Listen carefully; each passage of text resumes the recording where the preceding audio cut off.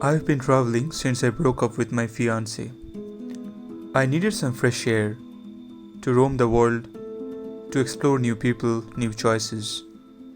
Winter was near, and in the course of my touring journey, I met a few like minded people and formed a club of adventure enthusiasts. Four of us planned to visit the Steel City of India, Jamshedpur, over the weekend. The drive took us around 8 hours, and the late evening moon was popping from the eerie shadow of the dark clouds engulfing the world. Susan was excited by the dark world outside more than any one of us. She was quiet, just drinking the potion of the beauty that nature had to provide. Roy and I were busy talking about our new business venture. The trip was more random than any other previously. The town is known for the grandeur of heavy factories, some live, some dead. Prior to our visit, we decided to stay in an employee quarter, which is now open to be a guest house for visitors or tourists. Getting that deal was a work of toil. We finally arrived after 8 hours of drive. I killed the engine. Susan asked, Sam, did we arrive? Maybe, since the internet wasn't working for 15 minutes as we entered this part of the town, I had no choice but to throw darts in the dark. The manager here described it to be a fat lane, which will lead to a big red factory with a metal door which says LR Motors. The nameplate was looking older than the age of the entire factory. The L was missing somewhere with the time, which now reads R Motors. We went in. The sky grew darker as it was not a full moon night, so the nightscape was partly lit with the half-hearted moonlight. We managed to meet the caretaker of the factory, who was a stable man of around 50. His small thick moustache covered the part of the lips, and you have no other way but to observe it at the first sight. The man asked, So, how many of you will be staying? I said, we four, and made a small grin. The man just said, okay. He did not smile and continued to be inanimate. We were given 2 small rooms. Susan was Rick's girl, so we decided to share the room accordingly. The room quarters looked dull from the outside but quite neater on the inside. The paint was falling off on some part of the wall.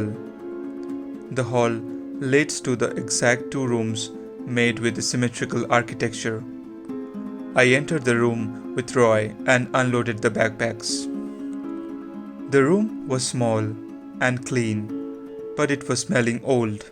There was no furniture, leaving an old wooden cot and a wardrobe stand. We did not pay any heed to these trivial discomforts, as we needed a place to stay that night and head back to explore the beauty and history of the city.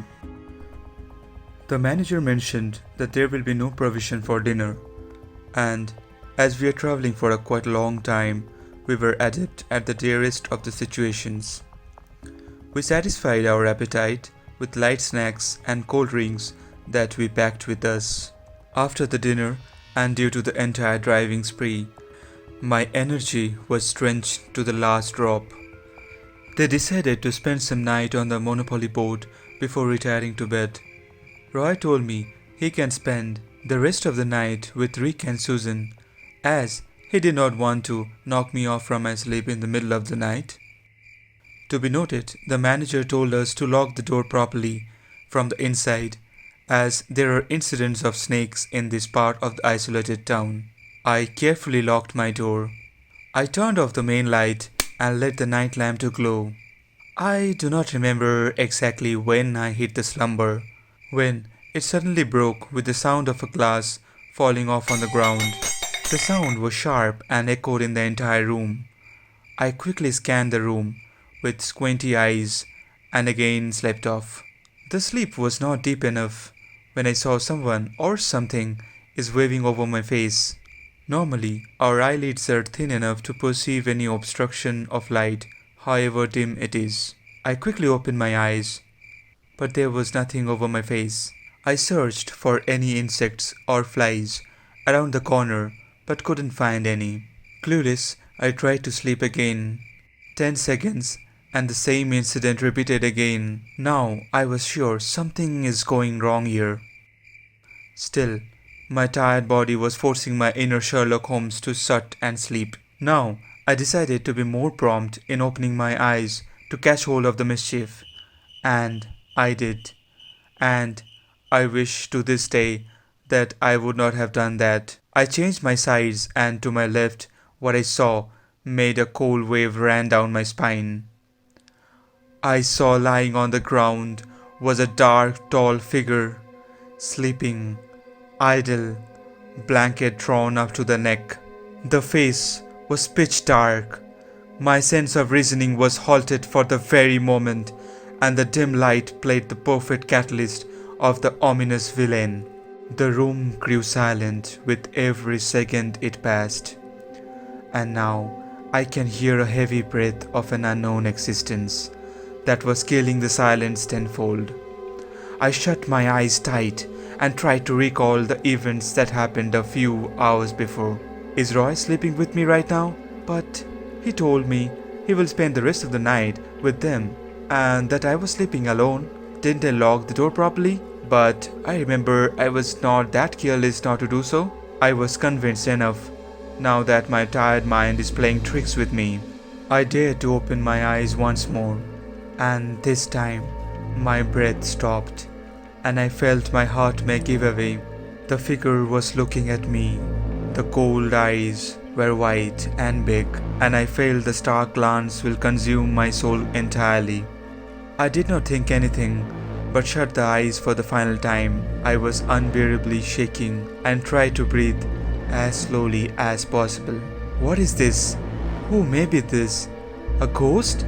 Shall I shout out and call them from the other room? But is it still looking at me? I don't know, but the figure will be right now, laying down still or sitting beside me on the bed, staring at me with that horrendous look. I was praying and just waited for my friends to call me up from the bad dream, or maybe a reality.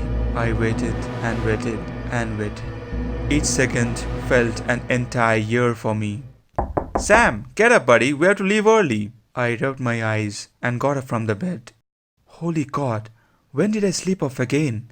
And that figure? Where is it? Am I alive? Or it's just my ethereal body thinking? I opened the door. Roy punched my stomach with a friendly gesture and greeted, Hey dreamy boy, it's a good morning buddy. The trip marked a scar on my life. Still, I don't want to recall the incident again in my entire lifetime. Thank you. If you liked the video, then please hit the like button and subscribe to my channel to never miss the weekly content.